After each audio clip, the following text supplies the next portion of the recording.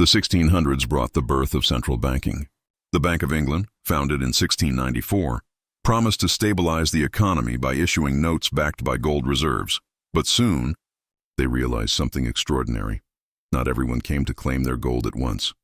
So they printed more paper money than there was gold to back it. That was the birth of fractional reserve banking, the ability to create money out of debt.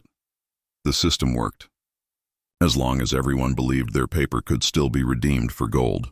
And for over 2 centuries, that illusion of stability fueled empires. But every time too much paper was printed, panic followed.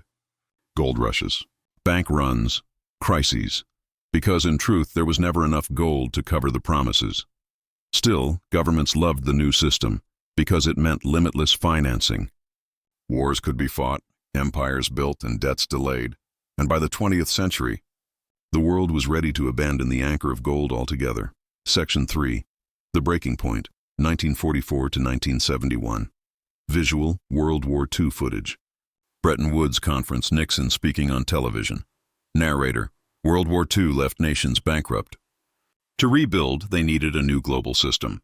In 1944, delegates from 44 countries gathered in Bretton Woods, New Hampshire. There, the United States, holding 2/3 of the world's gold, proposed a new order. The US dollar would be pegged to gold at $35 per ounce. All other currencies would peg to the dollar. This system made the dollar as good as gold, or so it seemed. But there was a fatal flaw. While the US promised to redeem dollars for gold, it also printed far more dollars than it had gold to back. By the late 1960s, foreign nations like France began calling the bluff, demanding gold in exchange for their dollars. Gold reserves drained rapidly, and on August 15, 1971, President Richard Nixon made a fateful announcement. I have directed the Secretary of the Treasury to suspend temporarily the convertibility of the dollar into gold. Temporarily became permanent. That night the gold standard died, and the world quietly entered a new era, the age of debt. Section 4. The Fallout, the Age of Debt. Visual, inflation charts. 1980s markets, credit cards, housing boom. Narrator. Once money was no longer tied to gold, there were no brakes left on creation. Central banks could print without restraint. Governments could borrow without limit. Debt became the lifeblood of growth. Every dollar in your pocket represented someone else's liability, a promise to pay later. From the 1980s onward, global debt exploded. Total worldwide debt, government, corporate, and household, was around $30 trillion in 1980. Today, it's over $300 trillion. Every boom, every crisis, every bailout since 1971 has been fueled by credit expansion, not productivity. The system survives by issuing more debt to pay for the old debt. Money itself is no longer wealth, it's obligation. And the biggest irony? The very institutions that once promised stability, the central banks, now depend on instability to justify their existence. When markets crash, they print more money. When inflation rises, they raise rates, until something breaks, and they print again. It's a cycle with no natural end. Because in a debt-based system, stability equals collapse. Section 5. Failed fixes and modern parallels. Visual, 2008 crisis. QE charts, cryptocurrency screens, modern inflation headlines. Narrator. In 2008, the global financial system nearly imploded. Banks that had created mountains of synthetic debt, derivatives, mortgage-backed securities, swaps, suddenly found the illusion unraveling. The solution? More of the same. Central banks injected trillions of dollars through quantitative easing, buying bonds with newly created money. Debt saved the system by creating even more of it. Then came 2020. Global lockdowns froze economies overnight. Governments printed the equivalent of $17 trillion in just months. Inflation followed, predictably, but even now most people don't ask the real question. If every country owes money, and debt keeps growing faster than wealth, who's the creditor?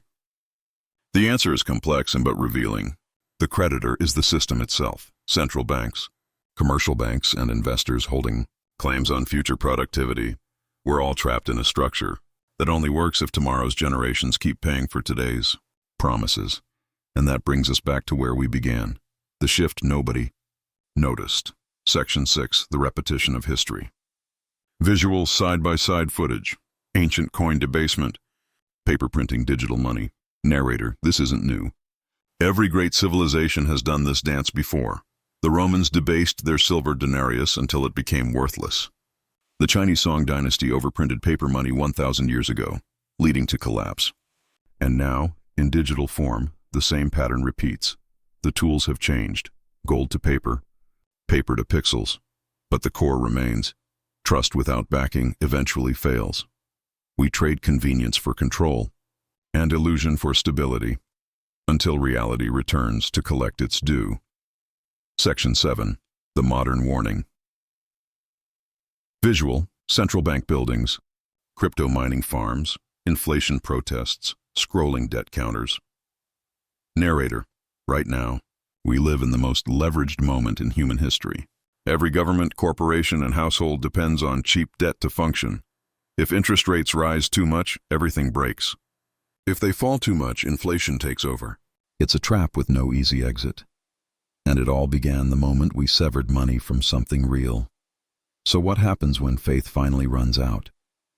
When people stop believing that numbers on screens equal value, that's the question every generation eventually faces. Section 8, 3 takeaways. Narrator, calm, reflective tone. So what can we learn from when gold lost and debt won? First, real money has limits, and that's what gave it stability. Remove the limit and money becomes infinite, but meaningless. Second, every financial crisis is not a bug in the system. It's a feature.